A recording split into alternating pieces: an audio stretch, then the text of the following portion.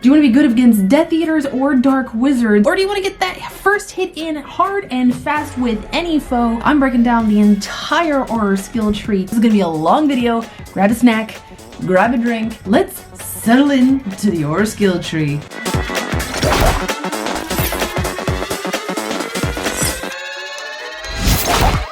Hi there everybody, my name is Zoe, this is Snitches and Witches, and you are looking lovely today. So there is an achievement for completing the entire skill tree for every single profession, but that takes some time to get there, and maybe you want to get down to a particular node on the bottom first.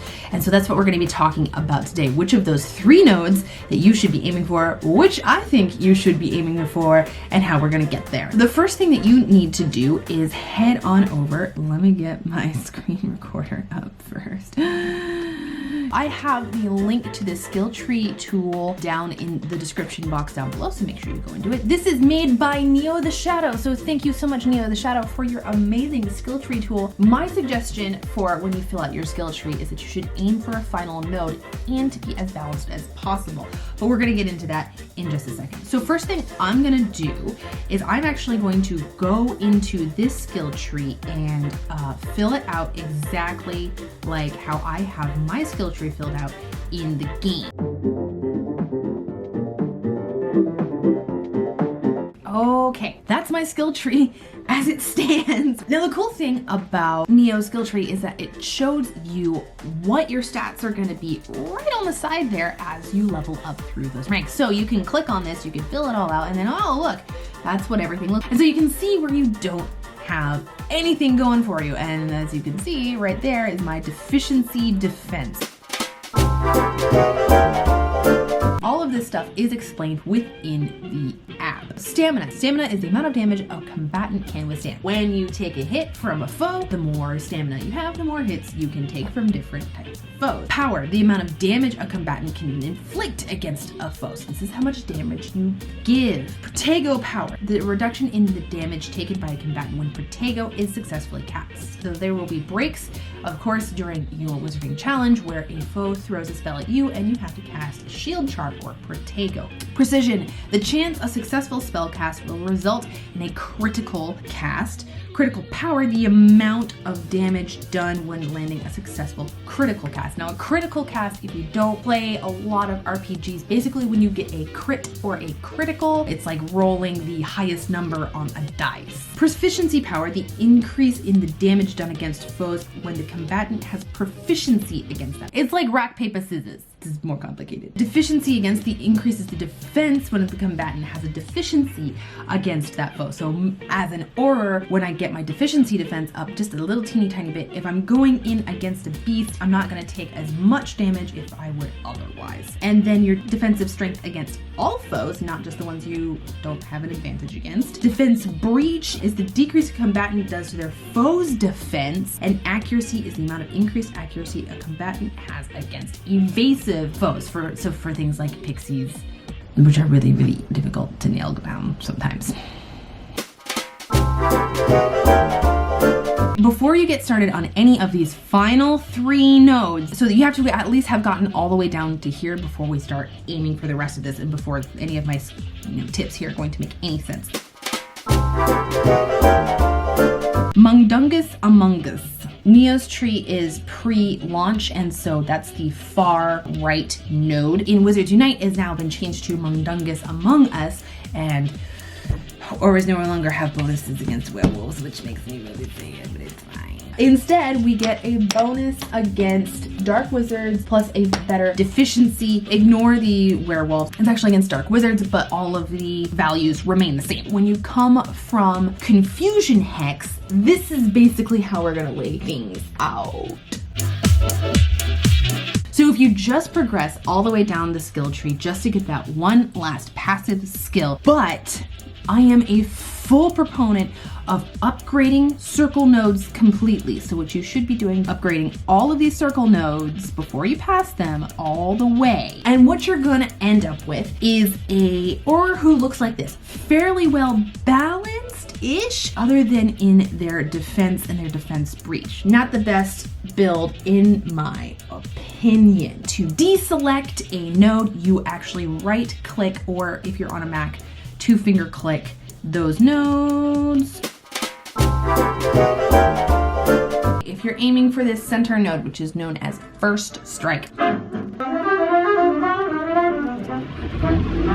So this is basically what your build should look like. And as you can see, you don't have any deficiency defense, which means you don't have any bonuses against foes that you have a deficiency against. So this isn't really my favorite either. What happens if we upgrade all of these nodes? Well, there isn't a deficiency node that we have upgraded here, so you're still screwed. The trick with Death Eaters, this gives you a boost against Death Eaters. What does that look like if we upgrade everything? Well, it doesn't look good either, because our deficiency defense, again, is rubbish. Even if we upgrade all of these, it's terrible. Even upgrading the circle nodes all the way, I think that doing it that way, all 3 of those ways, is dumb, and that's not the way that you want to do it.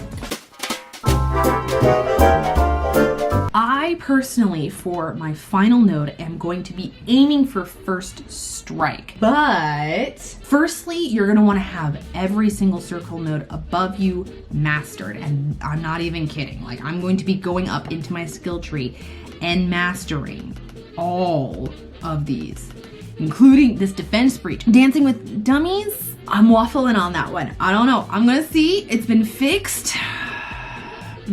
We'll mess with it a little, okay? After we have mastered literally every single node on the tree, the next thing that we're actually going to be upgrading with green spellbooks is going to be Confusion Hex Repetitions, and this will help impair foe defense, impair foe dodge, and impair foe defense breach. That is worth it, and yes, we will be doing both upgrades to that. These 2 big spell nodes here are what I'm going to be grabbing, and then we're going to be coming down here and we're going to get our proficiency power up just a tad. The next thing we're going to do is we're going to come down here to Battle Instinct. We're going to upgrade both of these, Battle Instinct and Creatures Elective. Neither of these require green spellbooks, so you should be able to just grind these out in between brilliant events, no problem. And then after we do that, we're going to go down to this other deficiency defense node and we're going to crank that up again. We're going to go back down to this proficiency power and we're going to upgrade it all the way. Yes, we're not going to advance to the next node until each of these circle nodes is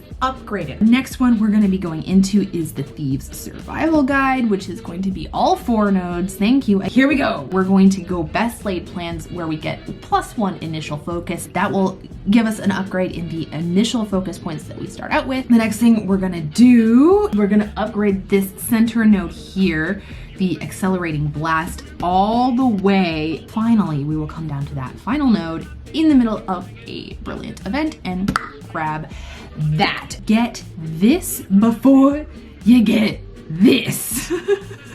I think that you need to get first strike before you get that final Weakening Hex Mastery. So come all the way down, get first strike with those 15 spellbooks, and then use an additional 8 in another brilliant event to get Weakening Hex Mastery. As things stand right now, for me personally, to get down to my goal node in my profession, math is difficult. 39 green books and a whole heck of a lot of scrolls. A lot of scrolls. And doing that math, I'm going to need 3 more brilliant events for me to complete the skill tree, which looks like we're going to be getting one every month or so. Of course, each of these other circle nodes is going to require another 15 spellbooks. And yes, this is the slower way, but I think it's the better way. Wait a second. How did I miss this? Ooh, that red spellbook though, 1726. Ooh, girl. What does that look like then? Oh, Okay. That gives us another 5 Protego power. So go into that advanced guard most definitely and snag that. Yeah, you could upgrade this too if you really wanted to and get that critical power up to just stupid crazy. If you have any other questions, make sure to leave them down in the comments below and let me know what your favorite node is on your personal tree, whether or not you are an Auror or a Magizoologist or a professor. I'd love to know what your favorite skill is. If I hear more about your skills as a Magizoologist or as a professor, then I can help you better out in different wizarding challenges and with your playstyle. And so that communication is key as a good Auror. Thank you so much for watching. If you liked this video, make sure to hit the like button and subscribe, and make sure to share if you thought that this video was at all helpful with your skill tree build. Remember that I love you always, and thank you very much for watching. See you later.